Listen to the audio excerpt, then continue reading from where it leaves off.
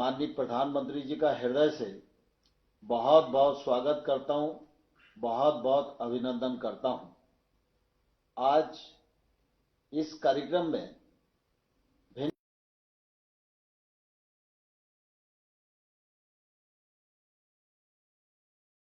भिन्न भिन्न स्थानों पर हमारे देश के रक्षा मंत्री श्रीमान राजनाथ सिंह जी, गृह मंत्री श्रीमान अमित शाह जी, परिवहन मंत्री श्रीमान नितिन गडकरी जी, राज्यों के माननीय मुख्यमंत्रीगण, राज्यों के मंत्रीगण, केंद्र सरकार के मंत्रीगण, सांसदगण, विधायकगण और विकास खंड और पंचायत क्षेत्र में इस कार्यक्रम में भाग ले रहे करोड़ों करोड़ भाइयों और बहनों का मैं कृषि एवं किसान कल्याण मंत्रालय की ओर से बहुत बहुत स्वागत करता हूं, बहुत बहुत अभिनंदन करता हूं। इस अवसर पर हमारे मंत्रालय के राज्य मंत्री माननीय रूपाला जी और माननीय कैलाश चौधरी जी, इनकी ओर से भी आप सबका हृदय से बहुत बहुत स्वागत है, बहुत बहुत अभिनंदन है। आज का यह कार्यक्रम हम सबके प्रिय नेता और प्रेरणा स्रोत माननीय अटल बिहारी वाजपेयी जी के जन्मदिन पर संपन्न हो रहा है। सारा देश इस बात का साक्षी है कि अटल बिहारी वाजपेयी जी सुशासन के पक्षधर थे। जब वो प्रधानमंत्री थे तो सुशासन की दृष्टि से अनेक नए आयामों से देश को जोड़ने का काम वाजपेयी जी के नेतृत्व में हुआ और इस वजह से आज का दिन पूरे देश में सुशासन दिवस के रूप में मनाया जाता है। मैं इस अवसर पर अपने मंत्रालय के सभी लोगों की ओर से माननीय अटल जी के चरणों में अपना प्रणाम निवेदित करता हूं। आज सुशासन की दृष्टि से बहुत बड़ा काम हो रहा है और मैं समझता हूं कि अटल बिहारी वाजपेयी जी की आत्मा को भी बहुत संतोष मिलेगा, क्योंकि वो सुशासन और पारदर्शिता के पक्षधर थे और आज माननीय मोदी जी के कर कमलों से देश के 9 करोड़ 4 लाख किसानों को 18,098 करोड़ रुपया बटन दबाकर उनके खातों में 2 घंटे में पहुंचाने का कार्यक्रम होगा। यह पहली बार सारा देश और दुनिया इतनी बड़ी योजना को देख रही है कि इस योजना के क्रियान्वयन में ना कोई बिचौलिया है, ना कोई दलाल है। हम सब जानते हैं कि एक समय था जब देश के तत्कालीन प्रधानमंत्री यह कहा करते थे कि हम 100 रुपए केंद्र से भेजते हैं तो 15 रुपए गांव में जाते जाते बचते हैं, लेकिन आज मोदी जी के नेतृत्व में हम यह दावे के साथ कह सकते हैं कि आज 18,098 करोड़ रुपया नरेंद्र मोदी जी की सरकार भेजेगी तो पूरा का पूरा पैसा किसान के खाते में पहुंचेगा। वाजपेयी जी के समय में भी कृषि को महत्ता दी गई थी और उस स्वप्न को साकार करने के लिए 2014 से लगातार नरेंद्र मोदी जी के नेतृत्व में गांव गरीब किसान की उन्नति के लिए काम किया जा रहा है। हम सब इस अवसर पर किसानों को नमन करना चाहते हैं, क्योंकि कोविड के संकट में भी किसानों ने फसल की कटाई की, उपार्जन का काम गत वर्ष की तुलना में अधिक किया। ग्रीष्म ऋतु की फसलें, खरीफ की फसलें गत वर्ष से अधिक बोई गई, बम्पर उत्पादन हुआ और कृषि के क्षेत्र में किसानों के परिश्रम ने कोविड की इस प्रतिकूल परिस्थिति में भी अपनी प्रासंगिकता को सिद्ध किया है और इसलिए लगातार इस बात की कोशिश की जा रही है कि कृषि का क्षेत्र मजबूत हो, गांव की अर्थव्यवस्था मजबूत हो। प्रधानमंत्री नरेंद्र मोदी जी के नेतृत्व में कृषि की अर्थव्यवस्था को बल देने के लिए लगातार इस दिशा में प्रयत्न किए गए हैं। लंबे समय से प्रतीक्षा थी, एमएसपी बढ़ना चाहिए, उसके लिए कोई पद्धति बनना चाहिए। माननीय मोदी जी के नेतृत्व में एमएसपी को बढ़ाया गया, खरीद के वॉल्यूम को बढ़ाया गया, अधिक पैसा लगाया गया। गेहूं और धान की खरीद पहले हुआ करती थी, दलहन और तिलहन को भी उसमें जोड़ा गया और लगातार ये कोशिश की गई कि किसानों के पास डीबीटी के माध्यम से पैसा पहुंचे। बजट की दृष्टि से भी अगर हम देखेंगे तो 13-14 की तुलना में आज का बजट 6 गुना अधिक यह नरेंद्र मोदी जी की दूरदर्शिता के कारण ही संपन्न हो सका है। देश में 86% छोटे किसान हैं। इन किसानों की आय बढ़ाने के लिए, इन किसानों के जीवन स्तर में बदलाव लाने के लिए, ये किसान महंगी फसलों की ओर आकर्षित हों, टेक्नोलॉजी का सपोर्ट इन्हें मिल सके, इसलिए 10,000 नए एफपीओ बनाने का काम भी मोदी जी के नेतृत्व में ही आज देश में संपन्न हो रहा है। हम सब जानते हैं कि यह जो हमारी पीएम किसान सम्मान निधि की योजना है, यह योजना बहुत ही महत्वाकांक्षी है और इस योजना से गरीब किसान को बहुत लाभ हुआ है। यद्यपि प्रधानमंत्री जी ने पहले जब इस योजना का आरंभ किया था तो यह 2 हेक्टेयर तक के किसानों के लिए थी, लेकिन 2019 में जब सरकार दोबारा प्रधानमंत्री जी के नेतृत्व में बनी तो प्रधानमंत्री जी ने इस दायरे में देश के सभी किसानों को ले लिया है और इसका लाभ सब किसानों को मिल रहा है। मुझे कहते हुए प्रसन्नता है कि आज देश में 11 करोड़ 40 लाख किसान इस योजना के अंतर्गत पंजीकृत हुए हैं। 10 करोड़ 59 लाख किसानों को अभी तक 96,000 करोड़ रुपया उनके खातों में पहुंचाया गया है। कोविड और लॉकडाउन की स्थिति में भी ये पैसा उनके यहां जाता रहा है। आज देश में पश्चिम बंगाल को छोड़कर देश के सभी राज्य और केंद्र शासित राज्य इस योजना से जुड़ चुके हैं।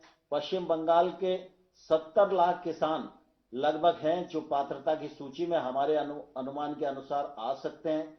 उनको हर साल 4,0200 करोड़ रुपया प्रतिवर्ष मिल सकता है, लेकिन अभी पश्चिम बंगाल की सरकार ने इस मामले में निर्णय नहीं किया है। मैं इस अवसर पर पश्चिम बंगाल सरकार को भी अनुरोध करना चाहता हूं कि जल्दी से जल्दी वो इस योजना से जुड़ें, जिससे 4,200 करोड़ रुपया जिस लाभ से पश्चिम बंगाल के किसान वंचित रह रहे हैं उनको वंचित न होना पड़े और वो भी इसका लाभ उठा सकें। सारा देश इस बात को जानता है कि प्रधानमंत्री जी ने जहां एक के बाद एक कृषि के क्षेत्र में गैप भरने का काम किया, 1 लाख करोड़ का इंफ्रास्ट्रक्चर फंड का विषय हो, चाहे फूड प्रोसेसिंग के लिए फंड्स के प्रावधान का विषय हो और चाहे नए कानूनों के माध्यम से किसानों को स्वतंत्र करने का मामला हो और किसानों के जीवन स्तर में बदलाव लाने का मामला हो, हर क्षेत्र में प्रधानमंत्री जी के नेतृत्व में सफलतापूर्वक कदम उठाए हुए हैं। सारा देश इन कदमों का स्वागत कर रहा है। मुझे इस अवसर पर यह भी कहना पड़ रहा है कि पंजाब सहित थोड़े से कुछ किसान भाई और बहन हैं जिनके मन में कहीं ना कहीं नए कानूनों के मामले में भ्रम पैदा हुआ है। मैं उनको आग्रह करना चाहता हूं कि वो इस आंदोलन को त्याग कर, सरकार ने वार्ता का निमंत्रण दिया है, वार्ता पर आए और मुझे आशा है कि किसान इस बात को समझेंगे, नए कानून के मर्म को समझेंगे, नए कानून के महत्व को समझेंगे और हम समाधान की ओर अग्रसर होंगे। मैं इस अवसर पर मुझे यह भी प्रसन्नता है कि प्रधानमंत्री जी के कार्यक्रम में जहां देश के हर विकास खंड और हर पंचायत में लोग उनको आज इस कार्यक्रम को सुन रहे हैं और इस कार्यक्रम से जुड़े हुए हैं, वहीं ऑनलाइन 8 करोड़ 2 लाख लोगों ने अपने आप को इस कार्यक्रम से जुड़ने के लिए रजिस्ट्रेशन कराया है। मैं उनका भी हृदय से स्वागत करता हूं और पुनः प्रधानमंत्री जी का करोड़ों करोड़ किसानों की ओर से बहुत बहुत स्वागत है, बहुत बहुत अभिनंदन है। धन्यवाद। जय भारत।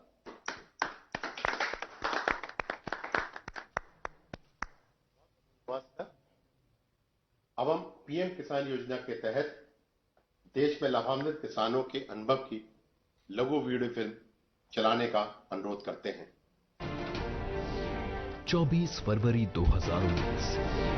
24 फरवरी 2019 ये वो तारीख थी जब किसानों के हितों के लिए प्रतिबद्ध भारत सरकार ने देश के अन्नदाता को एक नया सहारा और उसके योगदान को सम्मान दिया। किसानों को सीधी मदद देने के लिए पीएम किसान सम्मान निधि आज उत्तर प्रदेश की पवित्र धरती से देश के करोड़ों किसानों के चरणों में अर्पित करता हूं। दशकों से उपेक्षित और विकास से वंचित हमारे अन्नदाता को हर वर्ष 6,000 रुपए की सहायता राशि आज सशक्त बना रही है और पिछले 2 सालों में प्रधानमंत्री किसान सम्मान निधि योजना के तहत अब तक 10 करोड़ 60 लाख भूजोतधारी किसानों के खातों में 95,000 करोड़ रुपए जमा किए जा चुके हैं। इस स्कीम से बहुत छोटे बड़े जिम्मेदारों को सबको फायदा है और 4 महीने में किस्त आ जाती है बैंक में। मेरे में 6 किस्तें आ चुकी है जिससे हमारा घर का और कृषि का सब काम चलता रहता है। हर 4 महीने में 2,000 रुपए की किश्त बैंक खातों में सीधे पहुंचने पर जहां किसानों की बीज, खाद, कीटनाशक जैसी बुनियादी जरूरतें पूरी हुई, वहीं इस सम्मान राशि ने हमारे कृषक भाइयों को महाजन के कर्ज में डूबने से बचाया है। हमें हर वक्त साहूकार के पास जाना पड़ता था, भाई हमें 1,000 रुपए दे दे, 2,000 रुपए दे दे, कर्जा पानी से अपनी व्यवस्था चला पाते थे।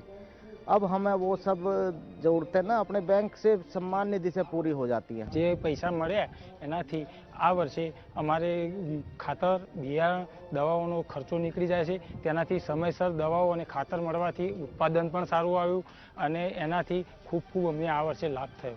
ఇప్పుడు మాకు నేరుగా వచ్చినందున ఈ పైసలు మాకు మంచి అవసరం పడుతున్నవి। ఈ పథకం ప్రవేశపెట్టిన ప్రైమ్ మినిస్టర్ గారికి నా యొక్క నమస్కారాలు। उधर कोरोना काल में लॉकडाउन के दौरान भी 43,000 करोड़ रुपए से अधिक की सम्मान राशि ने किसानों को न किसी के सामने झुकने दिया और न ही उनके कृषि कार्य को रुकने दिया। लॉकडाउन में हमें समय से पैसा आया, बाकी हमें जो लॉकडाउन में जो सब्जी का काम करते, सब्जी का हमारा काम खत्म हो गया था, माल जा नहीं पा रहा था, उससे हम हमारे घर खर्चे हमने चलाए उससे। और आज ये एक ऐतिहासिक क्षण है जब 9 करोड़ भूजोत कृषक परिवारों के खातों में 18,000 करोड़ रुपए की सहायता राशि ट्रांसफर की जा रही है। लाभार्थियों की ये संख्या कई देशों की कुल आबादी से भी कहीं ज्यादा है। पीएम किसान सम्मान निधि के ये 2 साल हैं भूजोत किसान की मुस्कान के, कृषक के सशक्तिकरण और सम्मान के। आज भारत सरकार से सहायता पाकर मेरे देश का किसान खुशियों की फसल बो रहा है और किसान के साथ साथ पूरा देश सफल हो रहा है। पीएम किसान सम्मान निधि 9 करोड़ किसान परिवारों के बैंक खातों में 18,000 करोड़ रुपए की नई किश्त का हस्तांतरण। वीडियो के लिए धन्यवाद। भारत के सभी हिस्सों से इस योजना के सकारात्मक अनुभव और प्रतिक्रिया देखकर हार्दिक अनुभूति हुई। अब हम माननीय प्रधानमंत्री जी से अनुरोध करेंगे कि वे बटन दबाएं और प्रत्यक्ष लाभ अंतरण के माध्यम से 9 करोड़ से अधिक किसानों को 18,000 करोड़ रुपए से अधिक की धनराशि जारी करें। यह राशि लाभार्थियों के बैंक खातों में आज ही तत्काल अंतरित हो जाएगी। माननीय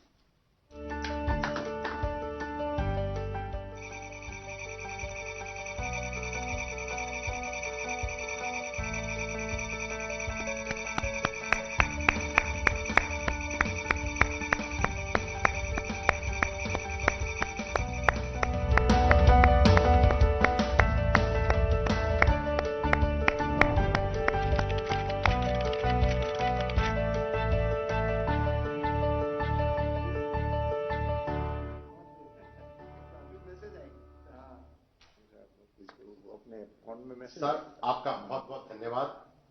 अब हम माननीय प्रधानमंत्री जी से है ना, वरना हमारे में देश के विभिन्न भागों के किसानों के साथ इस विभाग की योजनाओं के तहत उनके अनुभव के बारे में परस्पर बातचीत करने के लिए आमंत्रित करना चाहते हैं।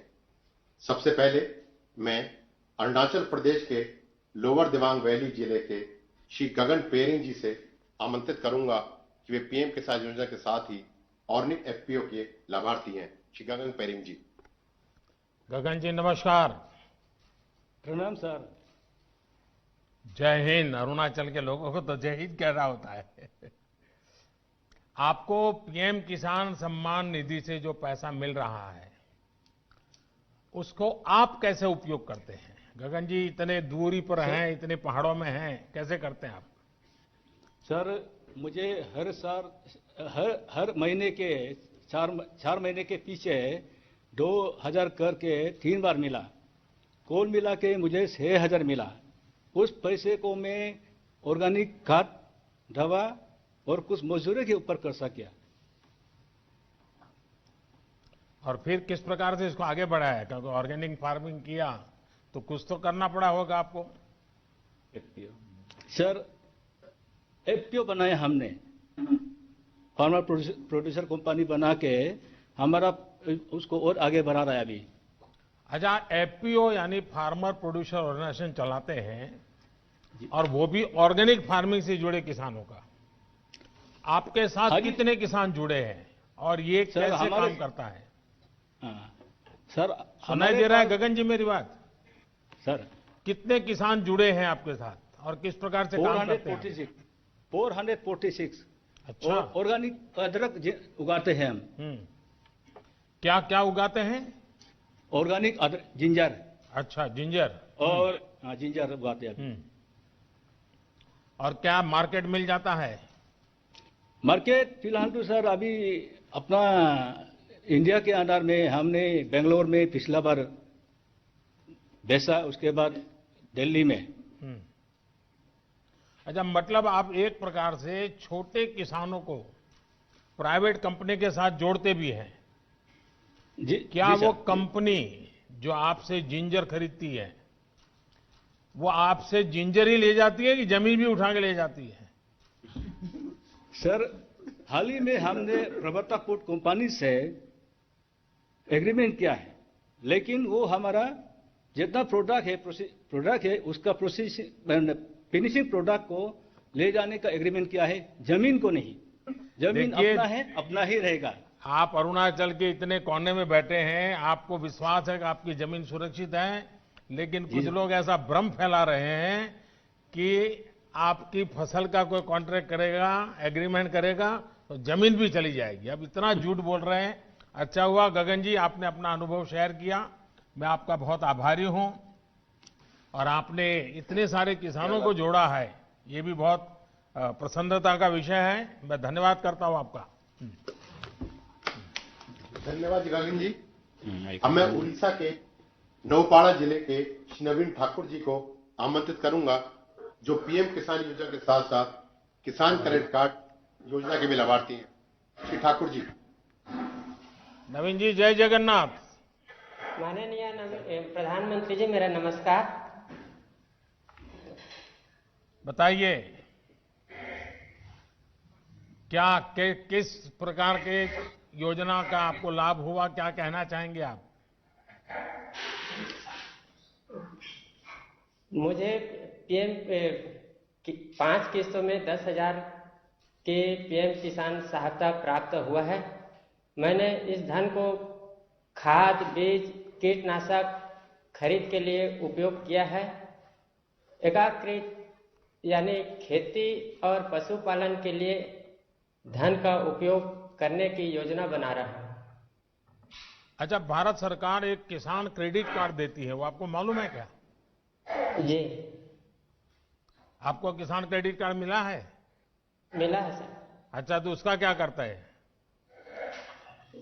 मुझे 12 मार्च 2019 को क्रेडिट कार्ड मिला है।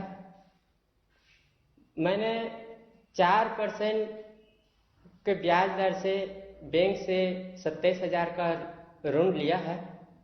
पहले तो 20% ब्याज दर से साहूकार से कर्जा लेना पड़ता था, अब 4% के हिसाब ब्याज दर से मेरे को ऋण मिल रहा है और मैं इस धन को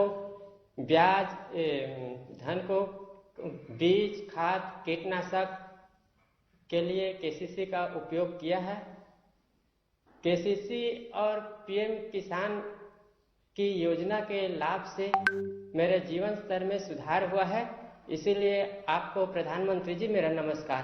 नवीन जी, आपके पास कितनी जमीन है और आपको ये जो किसान क्रेडिट कार्ड केसीसी की सुविधा जो आपको मिली है, तो अब आप ये खर्च कहाँ से करते हैं? पहले क्या करते थे? पहले कैसा करते थे? मेरे पास 1 एकड़ 40 डिसमिल जमीन है। अच्छा, इतना छोटी जमीन है? छोटी जमीन है। हाँ, उसमें धान का फसल उगा रहा हूँ। मुझे अन्य फसल करने के भी शौक है। तो कुछ शुरू किया है? अभी तो कुछ किया नहीं हूँ, लेकिन शौक तो है। नहीं, करना चाहिए। अच्छा विचार आपको आया है, क्योंकि हमने इस प्रकार से हिम्मत के साथ नई चीजें करना चाहिए। देखिए नवीन जी, अटल जी की सरकार ने किसानों को बैंकों से सस्ते ऋण की ये योजना शुरू की थी और आज उनका जन्मदिन है। अब इसको आप जैसे उड़ीसा में दूर सुदूर बैठे किसानों तक ये मिशन मोड पर काम करने के कारण पहुंचा है। और जैसा आपने कहा, ब्याज में राहत हो गई है, आपको किसी बहुत बड़े ब्याज से पैसा नहीं लेना पड़ रहा है, अब आप नई नई फसल की तरफ जाना चाहते हैं। यही सारी बातें हैं जो छोटे छोटे किसानों को मदद हो, इसलिए सरकार काम कर रही है। और मेरा आपसे आग्रह होगा, आप भी छोटे छोटे किसानों को समझाइए कि ये केसीसी कार्ड नहीं मिला है तो प्राप्त कर लें, केसीसी कार्ड का उपयोग करते बैंकों से पैसे लें, ज्यादा ब्याज से पैसे न लें, अपने बच्चों के लिए ज्यादा खर्चा करें, अपने खेती के लिए ज्यादा खर्चा करें। ये जरूर सबको बताइए। करेंगे नवीन जी? जी पक्का करेंगे? जी पक्का करूंगा सर। चलिए, जय जगन्नाथ आपको। नमस्कार सर। धन्यवाद। अब मैं हरियाणा के फतेहाबाद जिले के श्री हरि सिंह जी को आमंत्रित करूंगा, जो पीएम किसान योजना के साथ क्रॉप डाइवर्सिफिकेशन योजना के लाभार्थी हैं। हरि सिंह जी नमस्ते। नमन प्रणाम सर। नमस्कार साहब, बताइए हरि किशन जी। मैं हरि सिंह बिश्नोई, पुत्र श्री फकीरचंद, निवासी नाढोड़ी, जिला फतेहाबाद, हरियाणा का निवासी हूं।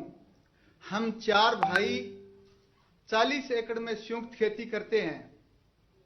मेरे परिवार में हम 15 सदस्य, कुल 15 सदस्य हैं और 35 वर्ष से खेती कर रहा हूं मैं। तो पिताजी के पास तो काफी जमीन होगी, अब सब भाइयों में बढ़ गई होगी, अब क्या स्थिति है? नहीं, सभी इकट्ठे रह रहे हैं जी, एक संयुक्त खेती करते हैं जी। अच्छा, यानी आपने ये बहुत अच्छा रास्ता निकाला। नहीं तो ज्यादातर परिवारों में क्या हो रहा है कि एक पीढ़ी से दूसरी पीढ़ी, दूसरी तीसरी बातें आते, जमीन के टुकड़े इतने छोटे हो जाते हैं कि किसान के लिए बहुत मुश्किल हो जाता है। नहीं जी, हम तो इकट्ठे तो रह अब रहे हैं। आप सब मिलकर के एक परिवार पूरी तरह, और इतने सालों से आप खेती में हैं, जरा देश के किसानों को बताइए क्या नया कर रहे हैं आप, कैसे कर रहे हैं, मुझे भी समझाइए।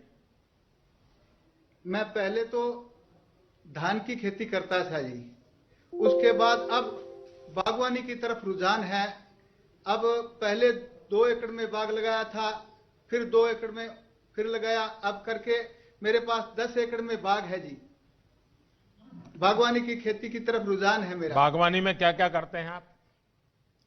3 एकड़ में नींबू की खेती कर रखी है, 7 एकड़ में अमरूद लगा रखा है जी। और आपका सारा सामान दिल्ली में बिक जाता है? नहीं जी, हम लोकल मंडियों में बेच देते हैं, यहाँ नजदीक छोटी छोटी मंडियों में बिक्री हो जाता है। अच्छा, यानी ये जो एपीएमसी है उसके बाहर भी बेचते थे? हाँ जी। और वो उसको आपको पूरा पैसा मिलता है? पूरा पैसा मिलता है जी। पहले से ज्यादा अच्छा मिलता है? अच्छा मिलता है जी। अभी एमएसपी पे धान बेचा चलिए, हुआ मैं MSP पे पहले मिलता तो है। आपको और आपके सभी भाइयों को बधाई देता हूं, क्योंकि वरना धन्यवाद जी। एक ही प्रकार की खेती करते करते इतना पानी हम बर्बाद कर दिए, इतनी जमीन बर्बाद कर दी। लेकिन आपने थोड़ा, भले 3 एकड़ से शुरू किया है, लेकिन मुझे विश्वास है कि नई नई चीजें करके आप बहुत अच्छी तरह योगदान करेंगे। और जमीन को अलग अलग फसलों से जोड़ने से आपकी जमीन की ताकत भी बढ़ेगी, आपको अनुभव आया होगा। तो मैं आपको बहुत बहुत बधाई देता हूं और आपके पूरे परिवार को मेरी तरफ से बहुत शुभकामनाएं। धन्यवाद जी। धन्यवाद। अब मैं महाराष्ट्र के लातूर जिले के श्री गणेश राजेंद्र भोसले जी को आमंत्रित करूंगा। वे पीएम किसान योजना के साथ साथ ही प्रधानमंत्री फसल बीमा योजना के भी लाभार्थी हैं। श्री भोसले जी। गणेश जी नमस्ते। राम राम सर जी। राम राम। गणेश जी बताइए, आपके पास कितनी जमीन है? मेरा नाम गणेश राजेंद्र भोसले है। मैं महाराष्ट्र के लातूर जिले के औसा तालुका के मातुला गांव का रहवासी हूं। अभी मेरे पास 3 हेक्टेयर जमीन है, जिस पर मैं सोयाबीन और तूर की फसल का उपयोग करता हूं। पहले क्या करते थे गणेश जी? पहले यही खेती में काम था, सोयाबीन, तूर, चना। और खेती के सिवाय भी कुछ करते होंगे कि सिर्फ खेती करते हैं? नहीं, खेती के सिवाय सर जी मेरे पास 9 गाय है और 13 भैंस है, जिसका मैं दूध निकाल कर खेती में उसका पैसा लगाता हूं। अच्छा, यानी पशुपालन भी अच्छी तरह करते हैं आप? हाँ सर जी। अच्छा, मुझे बताइए गणेश जी, सच बताना। हाँ सर। खेती में ज्यादा कमाई होती है कि पशुपालन में? खेती में भी होती है और उससे खेती के अलावा पशुपालन से मेरे को दूध मिलता है और उस दूध को मैं बेचकर मेरा परिवार और मेरे खेती में भी उसका राशि का चयन होता है सर जी। अच्छा, फसल बीमा योजना का कोई लाभ कभी लिए हैं आपने? फसल बीमा योजना से जुड़े हैं आप? हाँ सर जी, मैं बहुत सालों से फसल बीमा योजना से जुड़ा हूँ। कल मौसम में 2019 के मौसम में मैंने प्रधानमंत्री पीक फसल योजना बीमा में मैंने लाभ लिया है। कितना लाभ मिला, कितने पैसे मिले आपको? मैंने 2019 को प्रधानमंत्री फसल योजना में 2580 रुपए का प्रीमियम किया था, लेकिन पिछले साल बहुत बड़ी बारिश की वजह से सोयाबीन फसल का बहुत नुकसान हो गया और उसके कारण मुझे 54,000 रुपए का राशि मिला है। यानी इंश्योरेंस आपने कंपनी 2,500 रुपया दिया था और 54,000 रुपया मिला। 2580 रुपए का प्रीमियम किया था मैंने। अच्छा, यानी 2,500 रुपया? हाँ सर। हाँ, और आपको मिला 54,000? 54,315 रुपए का मुझे राशि मिला सर। तो ये सब गांव वालों को मालूम है? सब किसानों को मालूम है सर। तब अब सारे किसानों का मन सब... करता है कि फसल बीमा लेंगे। हाँ सर, सभी किसान भाई मेरे साथ आप प्रधानमंत्री पीक फसल योजना से जुड़े हुए।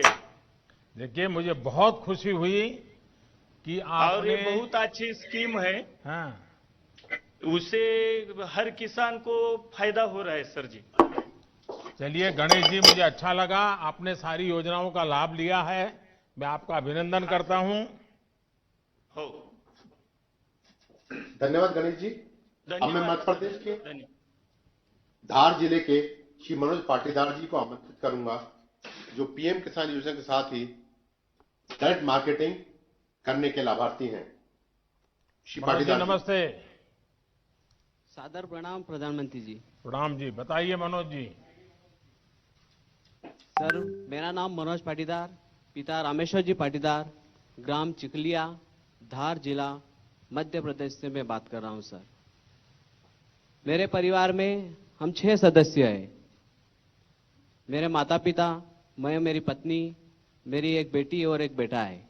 यहाँ सब आपसे रूबरू होने आए हैं सर यहाँ। अरे वाह।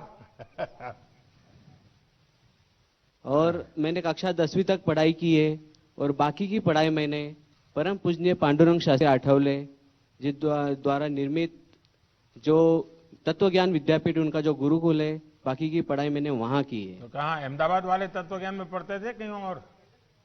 जी सर, अहमदाबाद भी गया था और मुंबई भी 1 वर्ष के लिए गया था। अच्छा। और मेरे संयुक्त परिवार की सब होके 6 हेक्टेयर जमीन है, जिसमें मैं रबी में गेहूं, चना, मटर, लहसुन और प्याज की खेती करता हूं और खरीफ में सोयाबीन और मक्का की खेती करता हूं सर। क्या अनुभव है बताइए, क्या लाभ हो रहा है? सरकार की किस योजना का लाभ रहे हैं आप? सर मुझे किसान सम्मान निधि 5 बार की मिली है और 5 बार मिली और 10,000 टोटल रुपए मुझे प्राप्त हुए, जिसका मैंने अपनी दवाई, खाद, बीज जहां जैसी जरूरत लगी वहां वैसा मैंने उसका उपयोग कर लिया। ट्रैक्टर भाड़ा जरूरत पड़ी तो वहां भी दे दिया।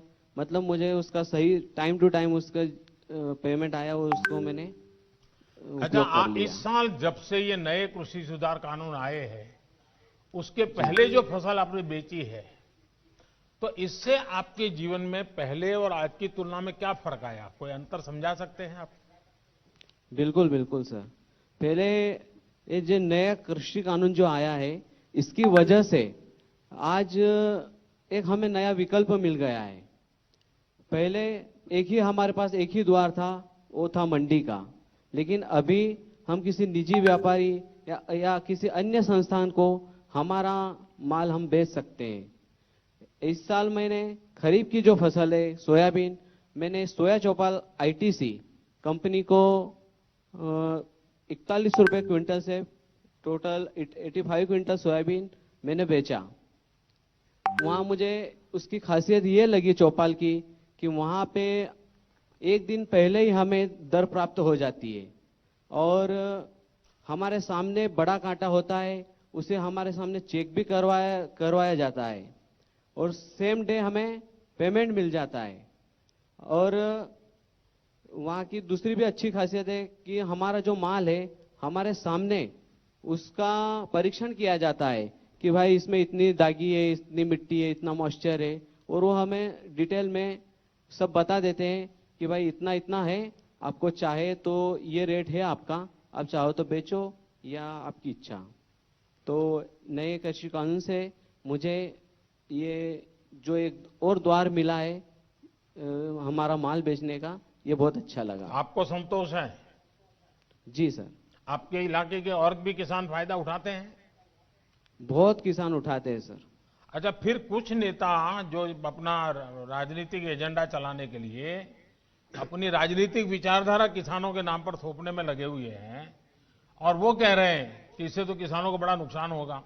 आप तो खुद किसान हैं और आप कह रहे हैं फायदा होगा, तो कहीं ऐसा तो नहीं है प्राइवेट वाले दाम इधर उधर करके मिट्टी है, टिकना है, फलाना है और आपके पैसे काट लेते हैं? ऐसा तो नहीं होता है ना सर? अगर ऐसा वो बता देंगे तो हम हमारा माल देंगे ही नहीं, और दूसरी बात वो हमें हमारा पूरा परीक्षण हमारे सामने करके देते हैं। मतलब अलग से किधर लेके नहीं जाते हैं, हमारे सामने हमको बताते हैं कि ये इसमें इतना मिट्टी है तो इतना पेमेंट इसका कटेगा या नहीं कटेगा, या तो वो हमें सलाह दे देते हैं कि आप भाई इसको ग्रेडिंग करके ले आओ, मॉइस्चर हो तो सूखा कर ले आओ।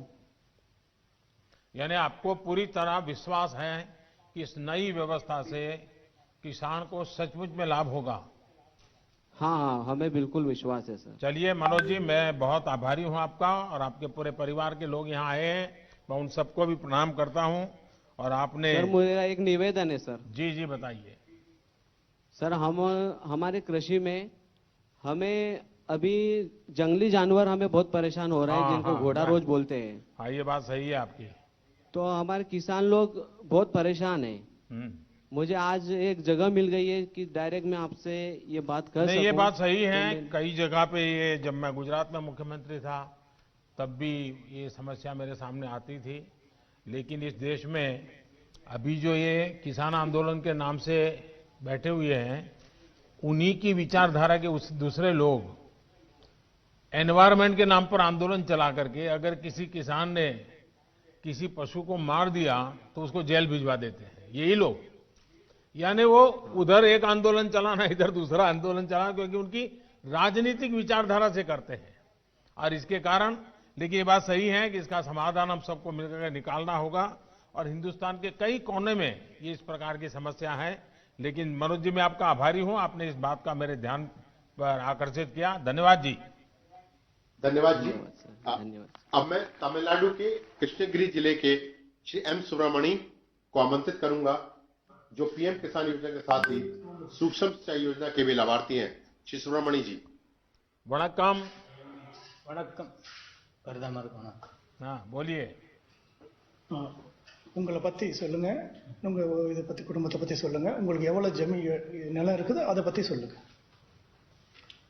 வணக்கம் பிரதமருக்கு. என் பேர் சுப்பிரமணி,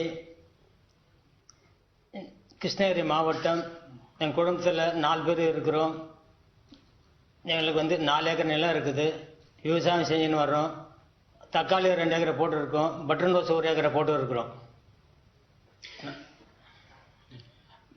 मेरा नाम सुब्रमणी है. मेरा परिवार में 4 सदस्य हैं. वो 4 सदस्य मिलकर हम खेती करते हैं. मेरा पत्नी, मैं और मेरा 2 लड़का हैं. और जो है वो मेरे पास 4 एकड़ जमीन है. उसमें से अभी जो टमाटर और जो गुलाब के फूल का पौधा जो मैं बताऊं. आप इतना बढ़िया हिंदी कैसे बोलते हैं? साहब मैं भोजपुरी सैनिक हूँ साहब. अच्छा, फौज में थे? फौज में था साहब. अच्छा, वाह. तो आपने और भी फसल आप कर रहे हैं, और पानी की स्थिति क्या है? क्योंकि चेन्नई वगैरह में तो पानी की बड़ी दिक्कत है, तो गांव में और दिक्कत कैसी होती होगी? தண்ணி ரொம்ப கம்மியா கிடைக்குது, எப்படி நீங்க விவசாயம் பண்றீங்க அப்படின்னு கேட்கறாரு. தண்ணி கம்மியா கிடைக்கிறதுக்கு நான் சொட்டு நீர் பாசனம் மூலியமா, தோட்டக்கலைத்துறை மூலியமா சொட்டு நீர் பாய்ச்சிட்டு வர்றேன். அவங்க சொல்லணும் 33,000 சொல்லணும். 1,33,000 ரூபாய்க்கு 100% மானியம் மூலியமா எங்களுக்கு இலவசமா 3 ஏக்கருக்கு சொட்டு நீர் பாசன வசதி செஞ்சு கொடுத்துறாங்க. அதனால 1 ஏக்கரா நிலம் வடிகால் மூலமா பாய்ச்சிட்டு இருந்தேன். இப்போ 3 ஏக்கராவும் விவசாயம் செய்கிறேன். அதனால எனக்கு 100% மூலியம் லாபமாகவும் 40,000 ரூபாய் வருமானம் வச்சு போன வருஷம். இந்த வருஷம் சொட்டு நீர் தோட்டக்கலை மூலியமா வழங்குறதுனால எனக்கு 1,40,000 ரூபாய் வருமானம் இருக்குது. இதில் 40,000 போக மீது 1 லட்சம் மீதம் இருக்குது. साहब जी मुझे पहले जो बहुत पानी के यहाँ का कमती वजह से 4 एकड़ जमीन होने के बावजूद भी मुझे 1 ही एकड़ का जो जमीन का पानी का जो पूरा होता था. अभी जो ये ड्रिप इरिगेशन करके, ये जो ड्रिप इरिगेशन के बारे में जो हॉर्टिकल्चर का जो अधिकारी लोग मुझे सलाह देने के वजह से, सलाह के साथ साथ इन्होंने 1,33,000 की जो है इन्होंने जो 100% जो मान्यता दिया है, मान्यता सब्सिडी दिया है. सब्सिडी देने के बाद और उन्होंने साथ साथ मुझे ड्रिप का लगा कर भी दिया था. अभी लगाने की वजह से मुझे पहले 1 एकड़ का जो है वो पानी मिलता था, पूरा होता था. आजकल 3 एकड़ का जमीन को मेरा पानी पूरा हो जाता है. उसका वजह से मुझे पिछले जो इसमें जो ड्रिप इरिगेशन का पहले मैं 40,000 ही कमाता था 1 एकड़ के जमीन की वजह से. अभी जो है 3 एकड़ के जमीन होने की वजह से मुझे 1,40,000 का जो है वो धन मिलता है. अभी उसमें मुझे पहले ड्रिप इरिगेशन के पहले मुझे 40,000 मिलता था. अभी जो 1 लाख मुझे फालतू लाभ मिलता है. इसमें मैं बहुत खुश हूँ. सुब्रमण्य जी, मैं आपको सबसे पहले बधाई देता हूँ कि आपने कमाई तो की, लेकिन आपने मानव जात की सेवा की है, क्योंकि आपने पानी बचाया है. और सरकार की ये जो ड्रिप इरिगेशन, माइक्रो इरिगेशन की योजना है, जो पूरे देश में बहुत बड़ा अभियान चल रहा है, उसका आपने फायदा उठाया. और इस फायदे के कारण आपका 1 लाख रुपया आय भी बढ़ी, पानी भी बचा, आय भी बढ़ी, और आपकी जमीन का उपयोग भी हुआ. और इसलिए ये आपने ये लंबी सोच के साथ ये विचार किया, इसके लिए आप बहुत अभिनंदन के अधिकारी हैं. लेकिन मैं आपसे आग्रह करूंगा, आप इतने जागरूक किसान हैं, और किसानों को भी समझाइए कि पानी ज्यादा जरूरत नहीं होती है. अगर पानी को बूंद बूंद डालें तो भी अच्छी फसल होती है. लेकिन किसान के मन में क्या है कि जब तक पूरा खेत पानी से भरा हुआ देखता नहीं, तब तक उसको लगता है कि कुछ रह गया. हकीकत में तो पानी उसके मूल में जाना चाहिए और बूंद बूंद से जा सकता है. अगर ये काम आप कर लिए, बहुत बढ़िया किए हैं। और यहाँ तो मेरे सामने जय जवान भी है, जय किसान भी है। चलिए, वणक्कम आपको। धन्यवाद सुब्रमणि जी। अब मैं उत्तर प्रदेश के महाराजगंज जिले के श्री राम गुलाब को आमंत्रित करूंगा, जो कि पीएम किसान योजना के साथ साथ फार्मिंग एग्रीमेंट भी करते हैं। श्री राम गुलाब जी। राम गुलाब जी नमस्ते। प्रणाम सर, आपके चरणों में। हमारा नाम राम गुलाब है। मैं बनग्राम बीट मरगदवा राजा जिला महाराजगंज उत्तर प्रदेश के एक छोटा किसान हूं। मेरे पास महोदय 1.5 एकड़ जमीन है। इसमें हम धान, गेहूं और सब्जी की खेती करता हूं। मेरे परिवार में महोदय मेरे माता पिता एवं 3 बच्चे एवं उनकी बहुएं भी आ चुकी हैं। कुल 10 परिवार से हम रहते हैं एक साथ। तो इतनी छोटी जमीन का टुकड़ा और इतना बड़ा परिवार, आपने कैसा व्यवस्था क्या नई बनाई है? सर, हम एक किसानों के साथ मिलकर के एक एफपीओ का गठन किए हैं, जिसमें हमारे 100 किसानों से हम महोदय शुरू किए हैं, जिसे आपसे कहने में बड़ा खुशी आभार व्यक्त करते हैं कि आपसे हम रूबरू हो रहे हैं। और वह खेती जो है सबके साथ मिला करके एफपीओ के द्वारा हम सर करते हैं। वह शकरकंद की खेती नए प्रजाति में इस समय कर रहे हैं। अच्छा, आपके 100 के 100 किसान जो है, जिनका आपने समूह बना दिया है, एफपीओ बनाया है, सबके सब शकरकंद की खेती करते हैं?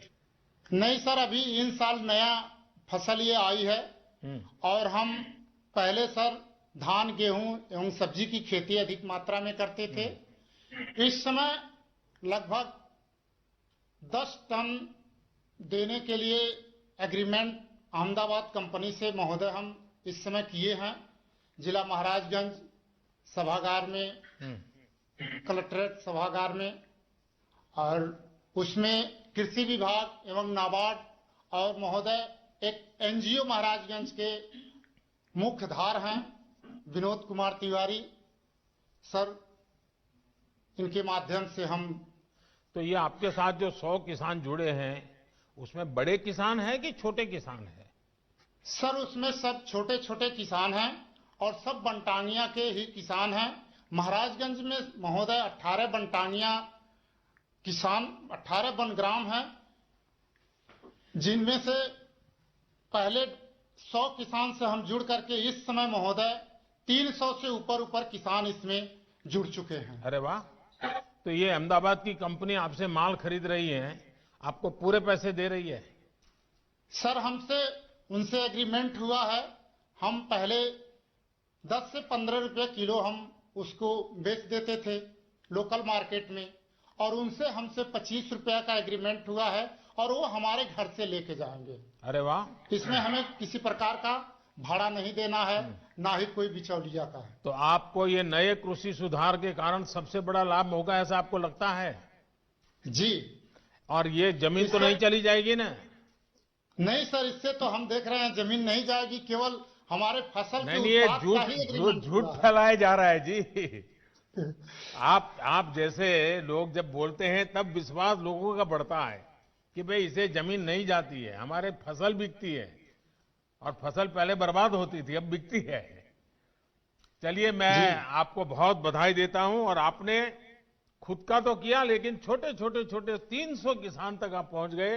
मैं मानता हूं ये महाराजगंज में आपके द्वारा बहुत बड़ी क्रांति आएगी और उसकी बात पूरे उत्तर प्रदेश में फैलेगी।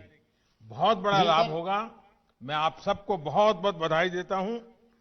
धन्यवाद सर। रामगोपाल जी की तरफ से हम आपको हार्दिक दिल से अभिनंदन करता हूं। बस किसानों के आशीर्वाद बने रहे ताकि हम देश के किसानों का कल्याण करते रहें। श्री राम गुलाब जी, आपका बहुत बहुत धन्यवाद। अब हम माननीय प्रधानमंत्री जी से देश को संबोधित करने का अनुरोध करते हैं। देश भर से जुड़े मेरे किसान भाई बहन, इस कार्यक्रम में देश में अलग अलग स्थानों से जुड़े केंद्र सरकार के मंत्रीगण, राज्य सरकारों के मंत्रीगण, आदरणीय सभी मुख्यमंत्रीगण, पंचायत से लेकर के पार्लियामेंट तक चुने हुए सारे जनप्रतिनिधि और सब गांवों में जाकर के किसानों के बीच में बैठे हैं। मैं आप सबको और मेरे किसान भाइयों बहनों को मेरी तरफ से नमस्कार। किसानों के जीवन में खुशी, ये हम सभी की खुशी बढ़ा देती है। और आज का दिवस तो बहुत ही पावन दिवस भी है।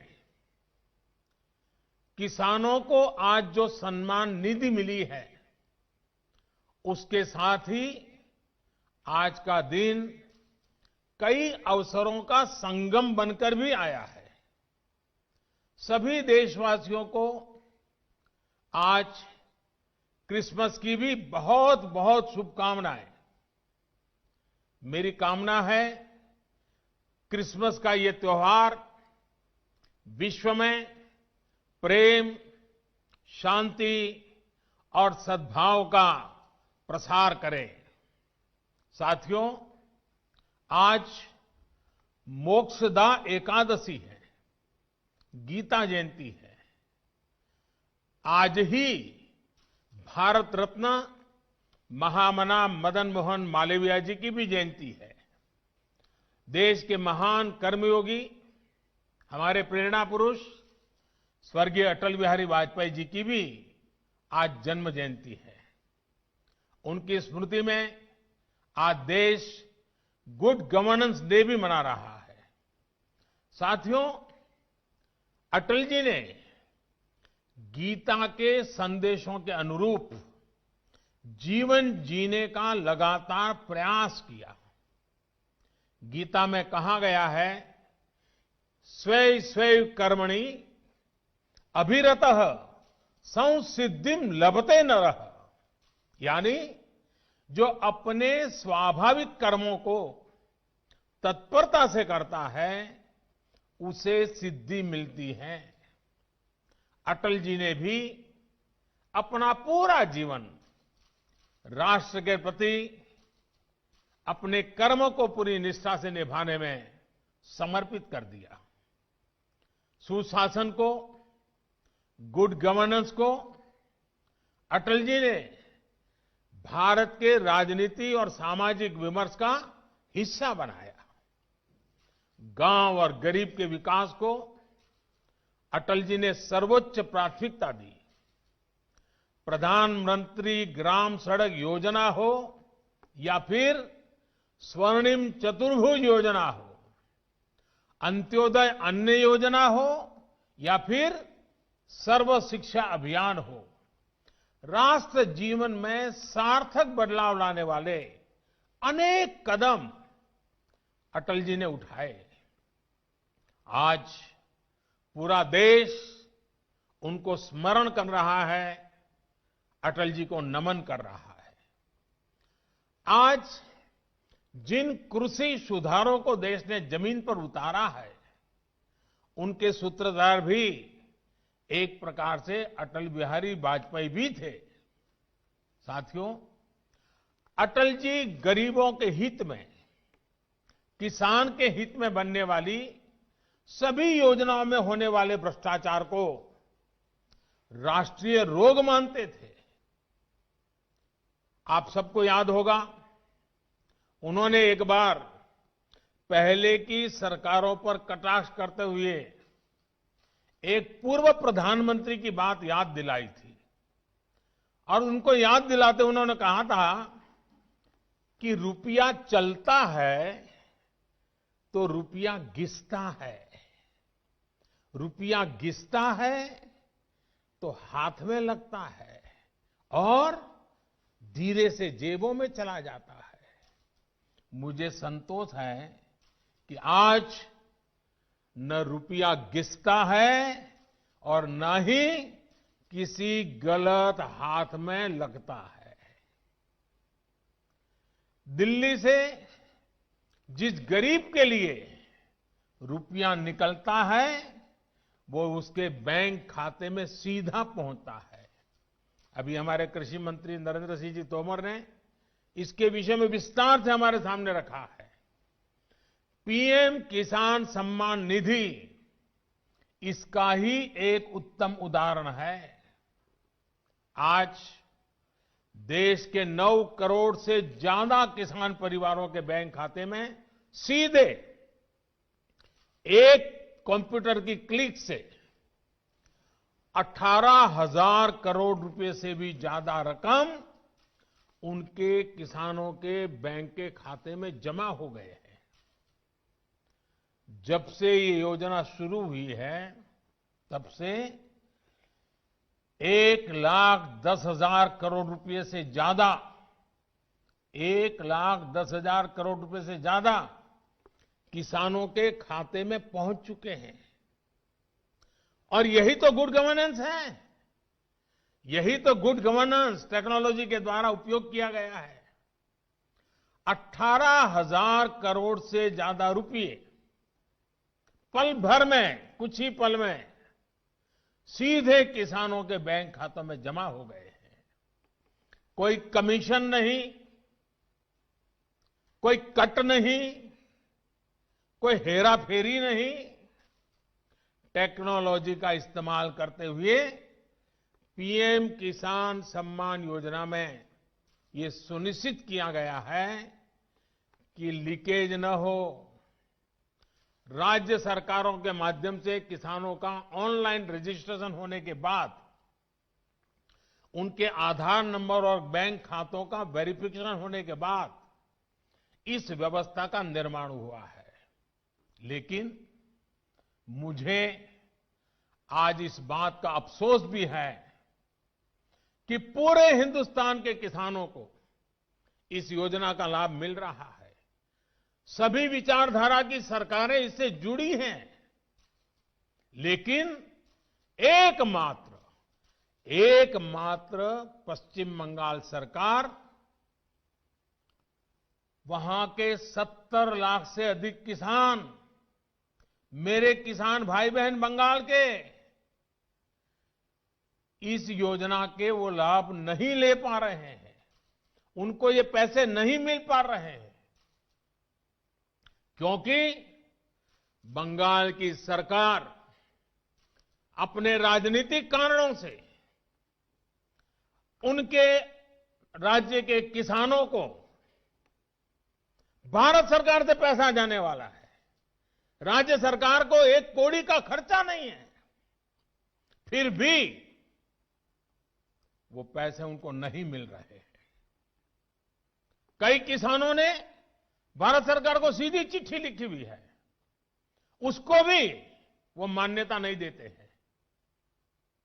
यानी आप कल्पना कर सकते हैं कितने लाखों किसानों ने लाभ लेने के लिए, योजना के लिए अर्जी की, ऑनलाइन आवेदन कर चुके हैं, लेकिन वहां की राज्य सरकार उसको भी अटका करके बैठ गई है।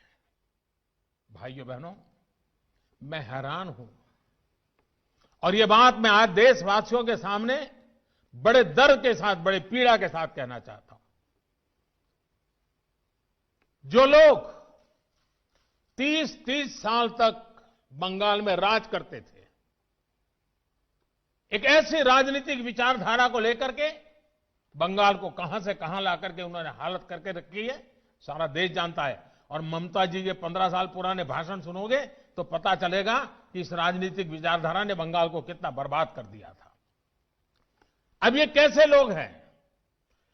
बंगाल में उनकी पार्टी है, उनका संगठन है, 30 साल सरकार चलाई है, कितने लोग होंगे उनके पास? एक बार भी इन लोगों ने किसानों को ये 2,000 रुपया मिलने वाला कार्यक्रम है, बंगाल के अंदर कोई आंदोलन नहीं चलाया। अगर हाल के दिल में किसानों के लिए इतना प्यार था, बंगाल में आपकी धरती है, तो आपने बंगाल में किसानों को न्याय दिलाने के लिए प्रधानमंत्री किसान सम्मान योजना के पैसे किसानों को मिले, इसके लिए क्यों आंदोलन नहीं किए? क्यों आपने कभी आवाज नहीं उठाई? और आप वहां से उठ करके पंजाब पहुंच गए, तब सवाल उठता है। और पश्चिम बंगाल की सरकार भी देखिए, अपने राज्य में इतना बड़ा किसानों को लाभ, 70 लाख किसानों को इतना धन मिले, हजारों करोड़ रुपया मिले, वो देने में उनको राजनीति आड़े आती है। लेकिन वही पंजाब जाकर के जो लोग के साथ वो बंगाल में लड़ाई लड़ते हैं, यहां आकर के उनसे गुपचुप करते हैं। क्या देश की जनता इस खेल को नहीं जानती है? क्या देश की जनता को इस खेल का पता नहीं है?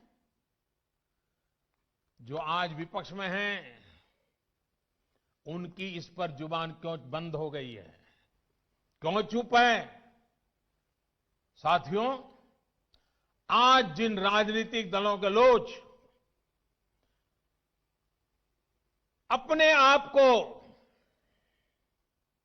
इस राजनीतिक प्रवाह में, जब देश की जनता ने उन्होंने नकार दिया है, तो कुछ न कुछ ऐसे इवेंट कर रहे हैं, इवेंट मैनेजमेंट हो रहा है, ताकि कोई सेल्फी ले ले, कोई फोटो छप जाए, कहीं टीवी पर दिखाई दे और उनकी राजनीति चलती जाए। अब देश ने उन लोगों को भी देख लिया है, ये देश के सामने एक्सपोज हो गए हैं। स्वार्थ की राजनीति का एक मुद्दा, भद्दा उदाहरण हम बहुत बारीकी से देख रहे हैं। जो दल पश्चिम बंगाल में किसानों के हित पर कुछ नहीं बोलते, वो यहां दिल्ली के नागरिकों को परेशान करने पर लगे हुए हैं, देश की अर्थनीति को बर्बाद करने पर लगे हुए हैं, और वो भी किसान के नाम पर। इन दलों को आपने सुना होगा, मंडिया बोल रहे हैं, एपीएमसी की बात कर रहे हैं और बड़े बड़े हेडलाइन लेने के लिए भाषण कर रहे हैं। लेकिन ये दल, वही झंडे वाले, वही विचारधारा वाले जिन्होंने बंगाल को बर्बाद किया। केरल के अंदर उनकी सरकार है।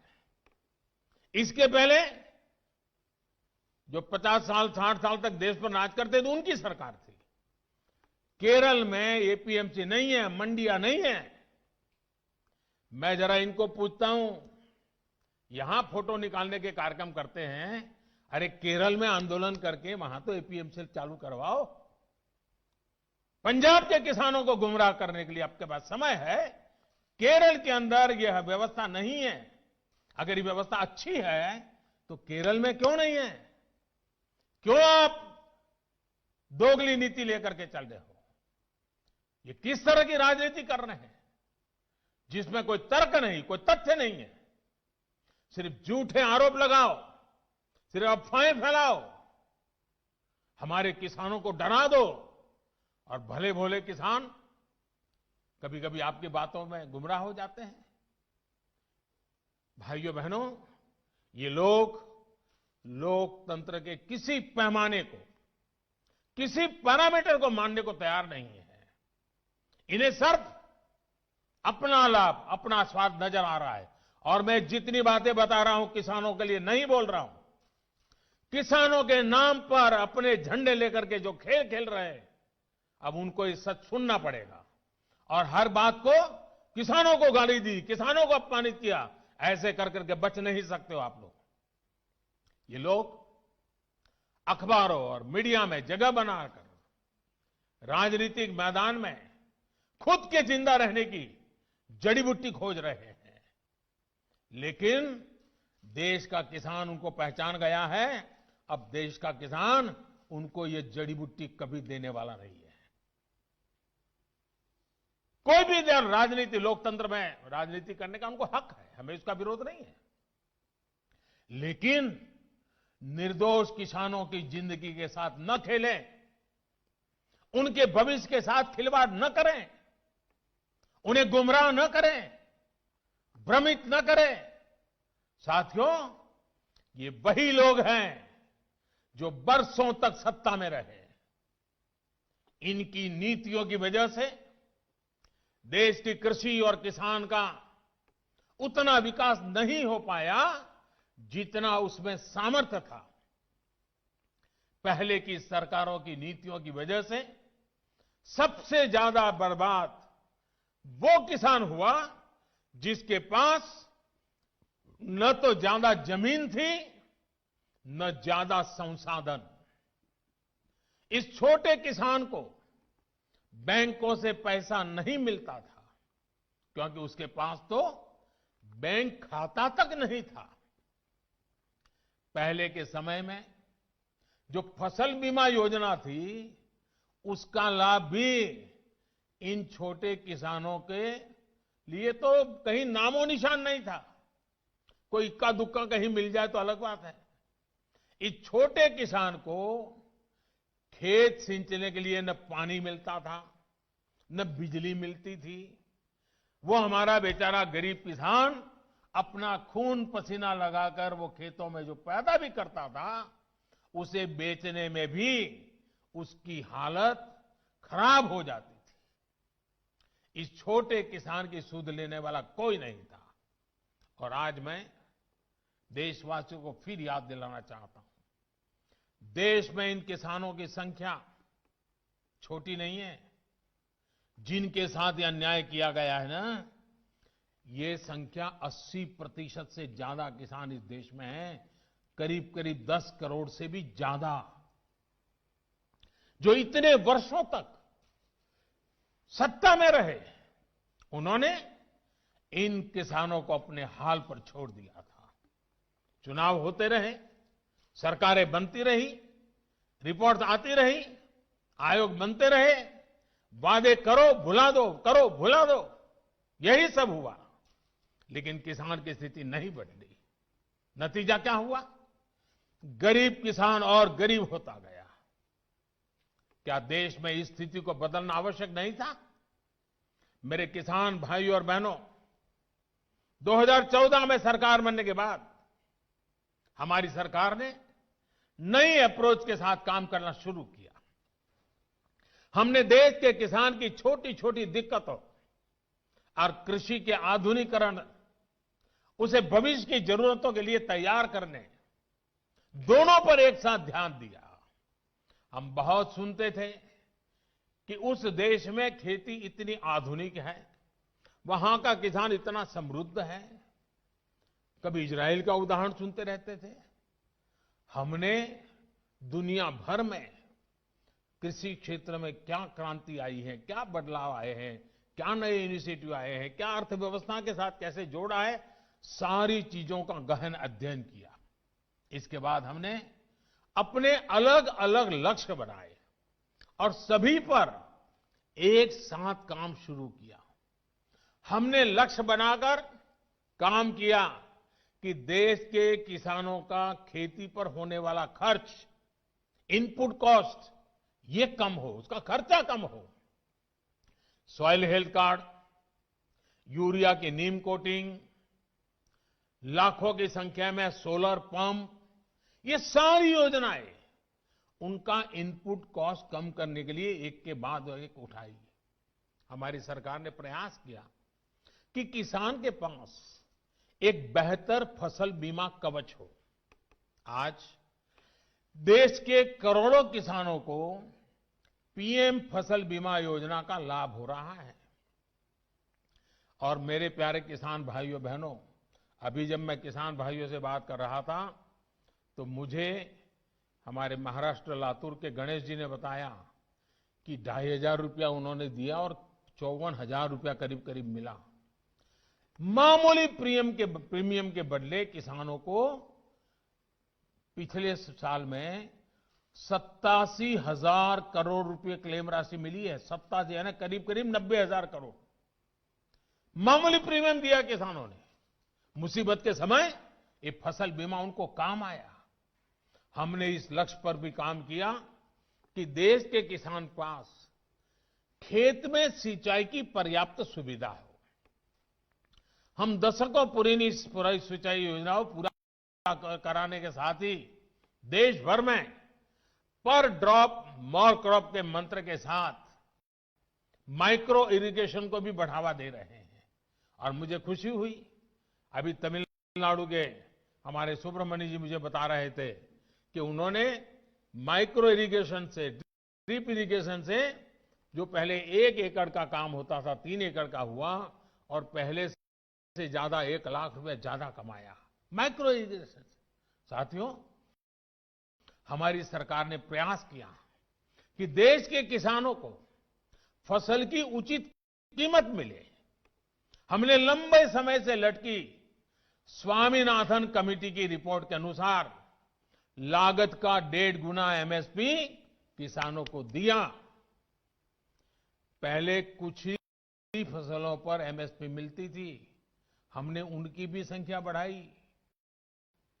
पहले एमएसपी का ऐलान अखबारों में छोटी सी जरा जगह बनाना खबर के तौर पर आप छपता था, किसानों तक लाभ नहीं पहुंचता था, कहीं तराजू ही नहीं लगते थे।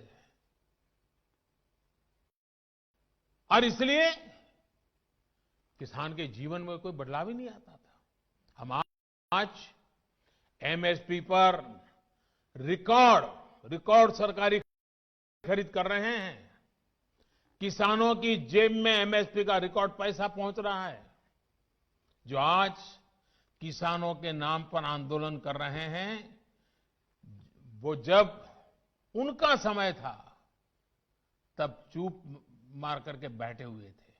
ये जितने लोग आंदोलन चला रहे हैं ना, ये उस सरकार के हिस्सेदार थे, समर्थन करते थे।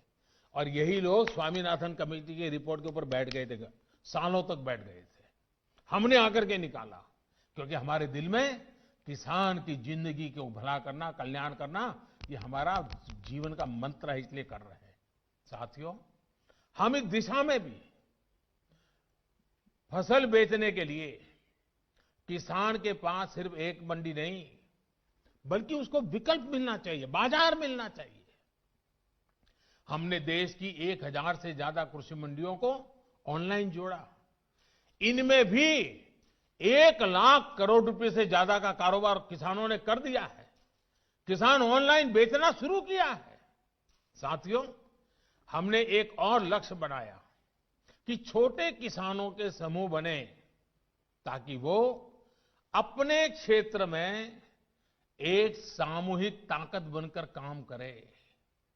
आज देश में 10,000 से ज्यादा किसान उत्पादक संघ एफपीओ बनाने का अभियान चल रहा है।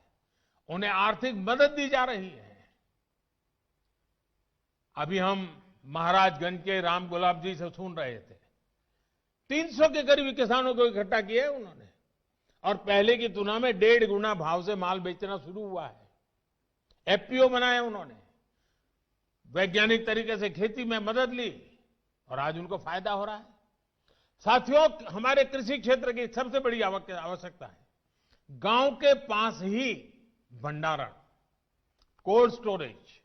इसकी आधुनिक सुविधा कम कीमत पर हमारे किसानों को उपलब्ध हो। हमारी सरकार ने इसे भी प्राथमिकता दी। आज देश भर में कोल्ड स्टोरेज का नेटवर्क विकसित करने के लिए सरकार करोड़ों रुपए का निवेश कर रही है। हमारी नीतियों में इस पर भी बल दिया गया है कि खेती के साथ ही किसान के पास आय बढ़ाने के दूसरे विकल्प भी हो। हमारी सरकार मछली पालन, पशुपालन, डेयरी उद्योग, मधुमक्खी पालन सभी को प्रोत्साहित कर रही है। हमारी सरकार ने यह भी सुनिश्चित किया कि देश के बैंकों का पैसा देश के किसानों के काम आए। 2014 में जब हम पहली बार सरकार में आए और शुरुआत थी हमारी, 2014 में जहां 7 लाख करोड़ रुपए का प्रावधान एक किसानों के लिए किया गया था धन के लिए, वही इसे अब करीब 14 लाख करोड़ रुपए यानी 2 गुना किया गया है, ताकि किसान को कर्ज मिल सके। बीते कुछ महीनों से करीब 2.5 करोड़ छोटे किसानों को किसान क्रेडिट कार्ड से जोड़ा गया है और अभियान तेजी से चल रहा है। हम मछली पालकों, पशुपालकों, उनको भी किसान क्रेडिट कार्ड दे रहे हैं। ये लाभ उनको भी अब दिया जा रहा है। साथियों, हमने इस लक्ष्य पर भी काम किया। खेती की दुनिया में क्या चल रहा है, इसके लिए देश में आधुनिक कृषि संस्थान हो। बीते वर्षों में देश में अनेक नए कृषि संस्थान बने हैं, कृषि की पढ़ाई की सीटें बढ़ी हैं। और साथियों, खेती से जुड़े इन सारे प्रयासों के साथ ही हमने एक और बड़े लक्ष्य पर काम किया। ये लक्ष्य है गांव में रहने वाले किसान का जीवन आसान हो। साथियों, आज जो किसानों के लिए इतने आंसू बहा रहे हैं, इतने बड़े बड़े बयान दे रहे हैं, बड़ा दुख दिखा रहे हैं, जब ये लोग सरकार में थे तब इन्होंने किसानों का दुख, उनकी तकलीफ दूर करने के लिए क्या किया, ये देश का किसान अच्छी तरह जानता है। आज सिर्फ खेती ही नहीं, बल्कि उसके जीवन को आसान बनाने के लिए हमारी सरकार उसके दरवाजे तक पहुंची है, खेत के मेड़ तक पहुंची है। आज देश के छोटे और सीमांत किसान को अपना पक्का घर मिल रहा है, शौचालय मिल रहा है, साफ पानी का नल मिल रहा है। यही किसान है जिसे बिजली के मुफ्त कनेक्शन, गैस के मुफ्त कनेक्शन, ये बहुत बड़ा लाभ हुआ है। हर साल आयुष्मान भारत योजना के तहत 5 लाख रुपए तक के मुफ्त इलाज की सुविधा ने आज मेरे छोटे किसान के जीवन की बहुत बड़ी चिंता कम की है। 90 पैसे प्रतिदिन, यानी एक चाय से भी कम कीमत, 90 पैसे प्रतिदिन और 1 रुपया महीना के प्रीमियम पर बीमा, ये मेरे किसानों के जीवन में बहुत बड़ी ताकत है। 60 वर्ष की आयु के बाद 3,000 रुपये मासिक पेंशन, ये सुरक्षा कवच भी आज किसान के पास है। साथियों, आजकल कुछ लोग किसान की जमीन की चिंता करने का दिखावा कर रहे हैं। किसानों की जमीन हड़पने में कैसे कैसे लोगों के नाम अखबारों में चमकते रहे हैं, हम जानते हैं। ये लोग तब कहां थे जब मालिकाना दस्तावेज के अभाव में किसानों के घर और जमीन पर अवैध कब्जे हो जाते थे। गांव के छोटे और सीमांत किसानों को, खेत मजदूरों को इस अधिकार से इतने सालों तक वंचित किसने रखा? इसका जवाब इन लोगों के पास नहीं है। गांव में रहने वाले हमारे भाई बहनों के लिए ये काम आज हो रहा है। अब गांव में किसानों को उनके मकान का, जमीन का नक्शा और कानूनी दस्तावेज दिया जा रहा है। टेक्नोलॉजी की मदद से स्वामित्व योजना के बाद अब गांव के किसान को भी जमीन और घर के नाम पर बैंक से कर्ज मिलना आसान हुआ है। साथियों, बदलते समय के साथ अपनी अप्रोच का विस्तार करना भी उतना ही जरूरी है। हमें 21वीं सदी में भारत की इस कृषि को आधुनिक बनाना ही होगा और इसी का बीड़ा देश के करोड़ों किसानों ने भी उठाया है और सरकार भी उनके साथ कंधे से कंधा मिलाकर के आगे बढ़ने के लिए कृत संकल्प है। आज हर किसान को यह पता है कि उसकी उपज का सबसे अच्छा दाम कहां मिल सकता है। पहले क्या होता था कि अगर मंडी में बेहतर दाम नहीं मिलते थे या फिर उसकी उपज को दोयम दर्जी का बताकर खरीदने से इनकार कर दिया जाता था, तो किसान मजबूरी में औने पौने दामों पर अपनी उपज बेचने को मजबूर रहता था। इन कृषि सुधारों के जरिए हमने किसानों को बेहतर विकल्प दिए हैं। इन कानूनों के बाद आप जहां चाहे, जिसे चाहे अपनी उपज बेच सकते हैं। मेरे किसान भाइयों बहनों, मेरे इन शब्दों को आप ध्यान से सुनिए। मैं फिर से कह रहा हूं कि आप अपनी फसल को जहां चाहे आप निर्णय करके बेच सकते हैं। आपको जहां सही दाम मिले आप वहां पर उपज बेच सकते हैं। आप न्यूनतम समर्थन मूल्य यानी एमएसपी पर अपनी उपज बेचना चाहते हैं, आप उसे बेच सकते हैं। आप मंडी में अपनी उपज बेचना चाहते हैं, आप बेच सकते हैं। आप अपनी उपज का निर्यात करना चाहते हैं, आप निर्यात कर सकते हैं। आप उसे व्यापारी को बेचना चाहते हैं, आप बेच सकते हैं। आप अपनी उपज दूसरे राज्य में बेचना चाहते हैं, आप बेच सकते हैं।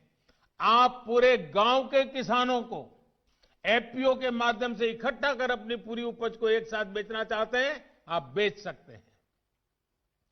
आप बिस्किट, चिप्स, जैम, दूसरे कंज्यूमर उत्पादों की वैल्यू चेन का हिस्सा बनना चाहते हो, आप ये भी कर सकते हैं।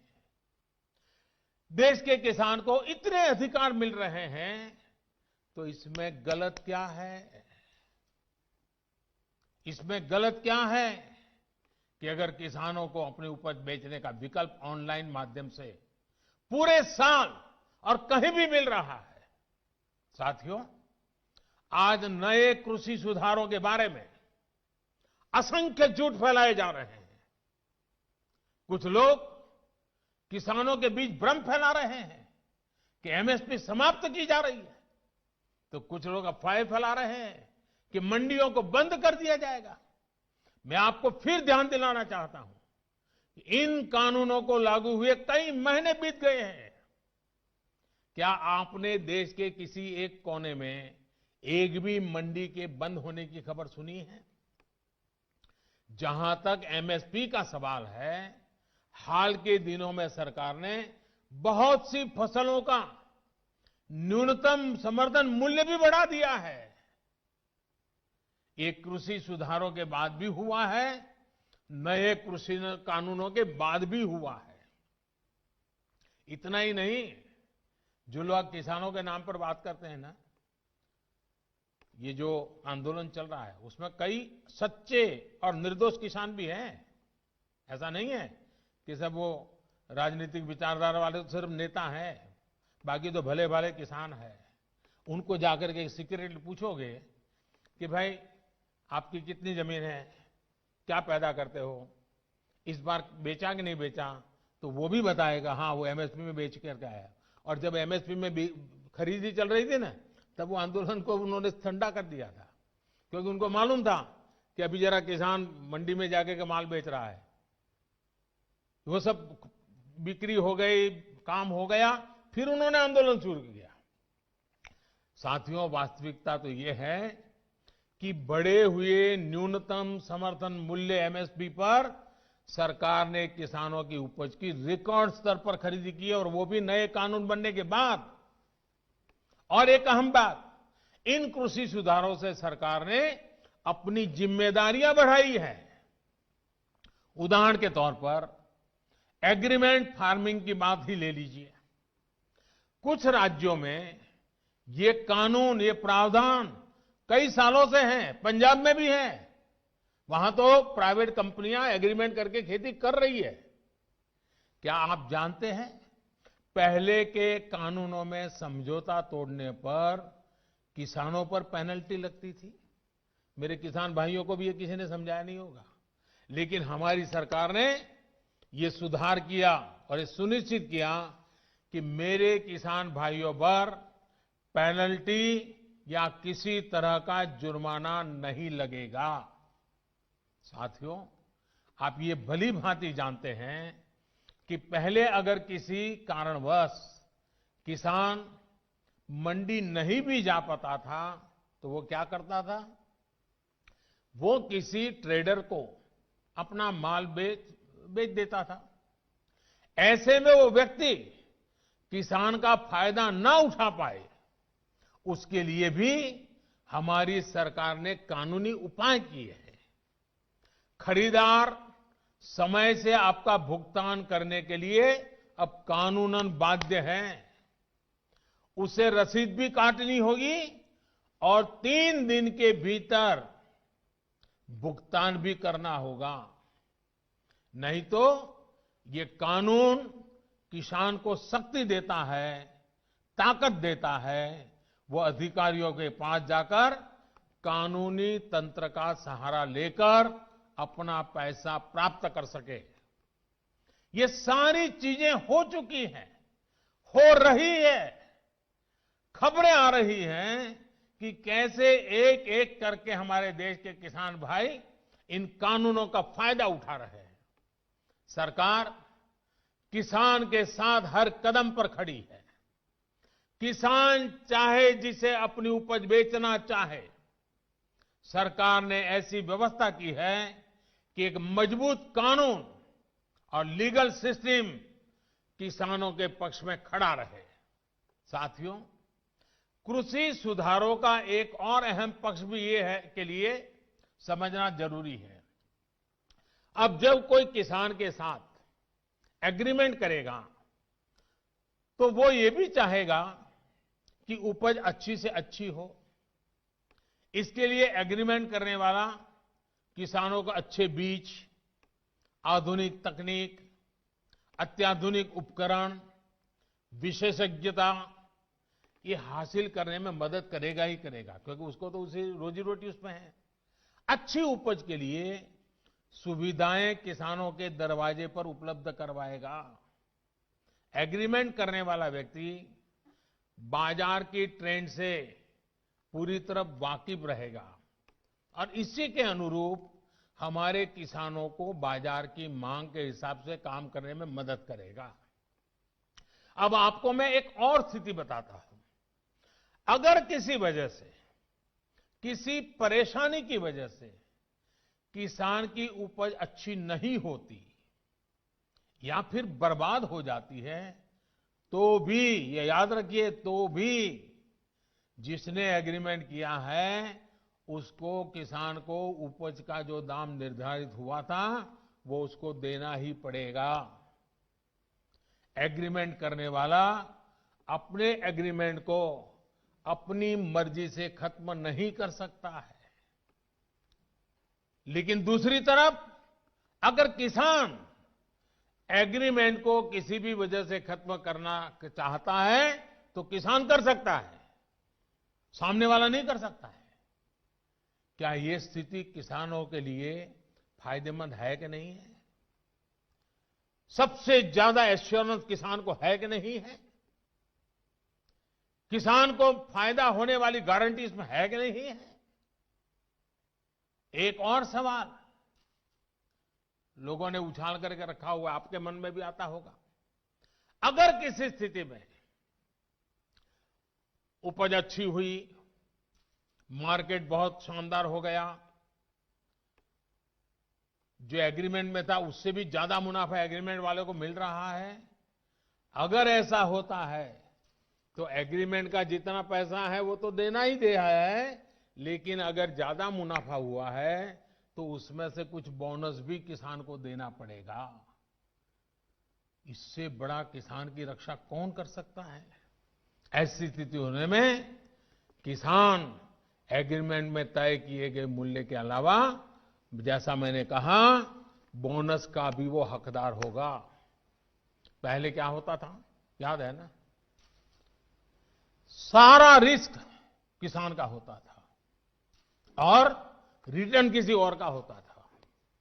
अब नए कृषि कानूनों और सुधार के बाद स्थिति पूरी तरह किसानों के पक्ष में हो गई है। अब सारा रिस्क एग्रीमेंट करने वाले व्यक्ति या कंपनी का होगा और रिटर्न किसान का होगा। साथियों, देश के कई भागों में एग्रीमेंट फार्मिंग को पहले भी परखा गया है, उसे कसौटी पर कसा गया है। क्या आपको पता है कि दुनिया में आज सबसे ज्यादा दुग्ध उत्पादन, मिल्क प्रोडक्शन करने वाला देश कौन सा है? ये देश कोई और नहीं, हमारा हिंदुस्तान है। हमारे पशुपालक, हमारे किसान की मेहनत है। आज डेयरी सेक्टर में बहुत सी सहकारी और निजी कंपनियां किसानों से, दुग्ध उत्पादकों से दूध खरीदती हैं और उसे बाजार में बेचती हैं। ये मॉडल कितने वर्षों से चला रहा है। क्या आपने कभी सुना कि किसी एक कंपनी या सहकारी संस्था ने बाजार पर अपना कब्जा जमा लिया, अपना एकाधिकार कर लिया? क्या आप उन किसानों और उन दुग्ध उत्पादकों की सफलता से परिचित नहीं हैं, जिन्हें डेयरी सेक्टर के इस काम से लाभ हुआ है? एक और सेक्टर है, यहां पर हमारा देश बहुत आगे है, वो है पोल्ट्री यानी मुर्गी पालन। आज भारत में सबसे ज्यादा अंडों का उत्पादन होता है। पूरे पोल्ट्री सेक्टर में बहुत सी बड़ी कंपनियां काम कर रही है, कुछ छोटी कंपनियां भी हैं, तो कुछ स्थानीय खरीदार भी इस व्यवसाय में जुटे हैं। इस सेक्टर से जुड़े लोग अपना प्रोडक्ट किसी को भी कहीं भी बेचने के लिए स्वतंत्र हैं। जहां भी उन्हें सबसे ज्यादा दाम मिलता है वो अंडे बेच सकते हैं। हम चाहते हैं कि हमारे किसानों को, कृषि सेक्टर को इसी तरह का विकास करने का अवसर मिले जैसा पोल्ट्री और डेयरी सेक्टर को मिला है। हमारे किसानों की सेवा में जब बहुत सी कंपनियां व्यवसाय के कई तरह के प्रतिस्पर्धी रहेंगे तो उन्हें अपनी उपज का ज्यादा दाम भी मिलेगा और बाजार तक उनकी बेहतर पहुंच भी संभव होगी। साथियों, नए कृषि सुधारों के जरिए भारतीय कृषि में नई टेक्नोलॉजी को भी प्रवेश मिलेगा। आधुनिक तकनीक के जरिए हमारे किसान अपनी उपज को बढ़ा सकेंगे, अपनी उपज को विविधता दे सकेंगे, अपनी उपज की बेहतर ढंग से पैकेजिंग कर सकेंगे, अपनी उपज में वैल्यू एडिशन कर सकेंगे। एक बार ऐसा हो गया तो हमारे किसानों की उपज की पूरी दुनिया में मांग होगी और ये मांग और लगातार बढ़ेगी। हमारे किसान सिर्फ उत्पादक नहीं बल्कि खुद निर्यातक बन सकेंगे।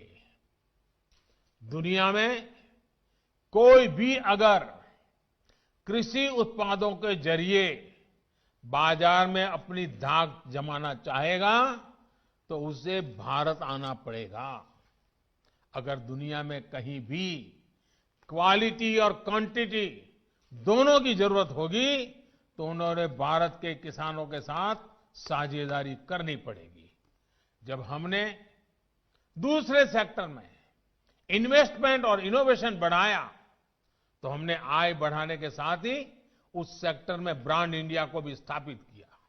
अब समय आ गया है कि ब्रांड इंडिया दुनिया के कृषि बाजारों में भी खुद को उतनी ही प्रतिष्ठा के साथ स्थापित करे।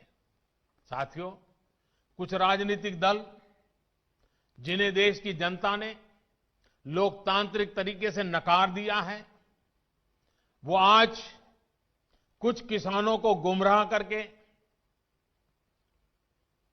जो कुछ भी कर रहे हैं, उन सबको बार बार नम्रतापूर्वक सरकार की तरफ से अनेक प्रयासों के बावजूद भी किसी न किसी राजनीतिक कारण से, किसी ने बंधी राजनीतिक विचारधारा के कारण से ये चर्चा नहीं होने दे रहे हैं। कृषि कानूनों के संदर्भ में ये जो पॉलिटिकल पार्टी की विचारधारा वाले जो कुछ लोग हैं जो किसानों के कंधे पर बंदूकें फोड़ रहे हैं, कृषि कानूनों के संदर्भ में उनके पास ठोस तर्क न होने के कारण वो भांति भांति के मुद्दों को किसानों के नाम पर उछाल रहे हैं। आपने देखा होगा जब प्रारंभ हुआ था तो उनकी इतनी मांग थी कि भाई एमएसपी की गारंटी दो। उनके मन में जेन्युइन, क्योंकि वो किसान थे, उनको लगा कहीं ऐसा तो ना हो। लेकिन इसका माहौल दिखा करके ये राजनीतिक विचारधारा वाले चढ़ बैठे और अब एमएसपी वगैरह बाजू में क्या चल रहा है, ये लोग हिंसा के आरोपी ऐसे लोगों को जेल से छुड़ाने की मांगे कर रहे हैं। देश में आधुनिक हाईवेज बने, निर्माण हो, जो पिछली सब सरकारों ने किया था। ये लोग भी उस सरकारों में समर्थन करते थे, भागीदार थे। अब कहते हैं टोल टैक्स नहीं होगा, टोल खाली कर दो।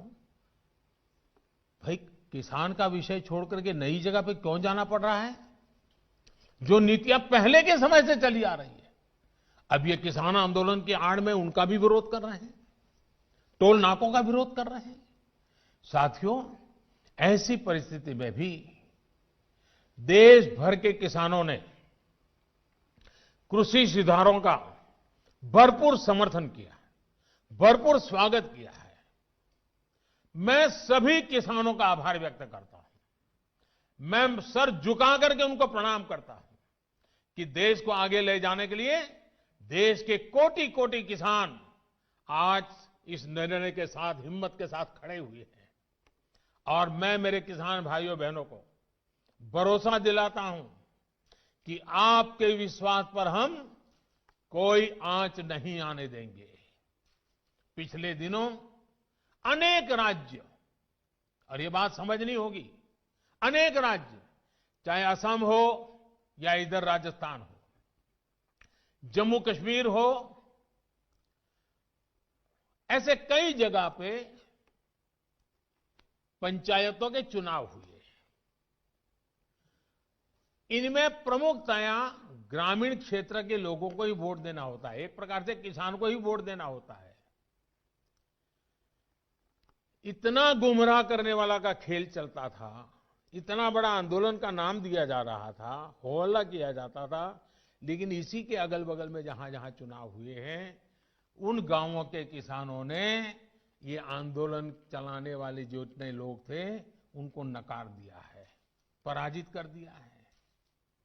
ये भी एक प्रकार से उन्होंने बैलेट बॉक्स के द्वारा ये नए कानूनों को खुला समर्थन किया है।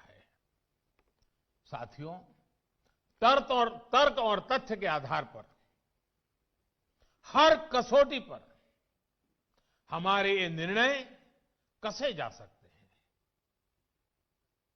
उसमें कोई कमी है तो उसको इंगित करना चाहिए, लोकतंत्र है। हमें सब प्रकार का भगवान ने ज्ञान दिया ऐसा दावा हमारा नहीं है, लेकिन बात तो हो। इन बातों के बावजूद भी लोकतंत्र में अटूट आस्था और श्रद्धा होने के कारण, किसानों के प्रति हमारा समर्पण होने के कारण हर समय किसानों के हर मुद्दे पर चर्चा के लिए सरकार तैयार है। समाधान के लिए हम खुला मन लेकर के चल रहे हैं। कई दल ऐसे भी हैं जो इन्हीं कृषि सुधारकारों के पक्ष में रहे हैं। उनके लिखित बयान भी हमने देखे हैं। वो आज अपनी कही बात से ही मुकर गए हैं, उनकी भाषा बदल गई है। वो राजनीतिक नेता जो किसानों को भ्रमित करने में जुटे हुए हैं, जिनकी लोकतंत्र में रत्ती भर भी श्रद्धा नहीं है, वो विश्वास ही नहीं करते डेमोक्रेसी में। दुनिया के कई देशों में उनका परिचय है लोगों को। ऐसे लोगों के जो भी उन्होंने कहा है पिछले दिनों, जिस प्रकार के अनलगढ़ आरोप लगाए हैं, जिस भाषा का प्रयोग किया है, पता नहीं कैसी कैसी इच्छाएं व्यक्त की है, मैं बोल भी नहीं सकता हूं। ये सब करने के बावजूद भी, उन सब चीजों को सहन करने के बाद भी, उसको पेट में उतार करके, मन ठंडा रख करके, उन सबको सहन करते हुए मैं आज फिर एक बार नम्रता के साथ उन लोगों को भी जो हमारे घोर विरोध करने पर तुले हुए, उनको भी कहता हूं, मैं नम्रता के साथ कहता हूं, हमारी सरकार किसान हित में उनसे भी बात करने के लिए तैयार है, लेकिन बात मुद्दों पर होगी, तर्क और तथ्यों पर होगी। साथियों, हम देश के अन्नदाता को उन्नत करने के लिए हर संभव प्रयास कर रहे हैं। जब आपकी उन्नति होगी तो पूरे राष्ट्र की उन्नति तय है। सिर्फ आत्मनिर्भर किसान ही आत्मनिर्भर भारत की नींव डाल सकता है। मेरे देश के किसानों से आग्रह है, किसी के बहकावे में न आए, किसी के झूठ को न स्वीकारे, तर्क और तथ्य के आधार बनाकर ही सोचे विचारे। और फिर एक बार देश भर के किसानों ने खुल करके जो समर्थन दिया है, ये मेरे लिए अत्यंत संतोष और गर्व का विषय है। मैं आपका बहुत आभारी हूं। एक बार फिर से करोड़ों किसान परिवारों को पीएम किसान सम्मान निधि के लिए मैं आपको बहुत बहुत बधाई देता हूं और मैं आपसे लगातार प्रार्थना करता हूं, आपके लिए भी प्रार्थना करता हूं, आप स्वस्थ रहें, आपका परिवार स्वस्थ रहे। इसी कामना के साथ आप सभी का बहुत बहुत आभार, धन्यवाद।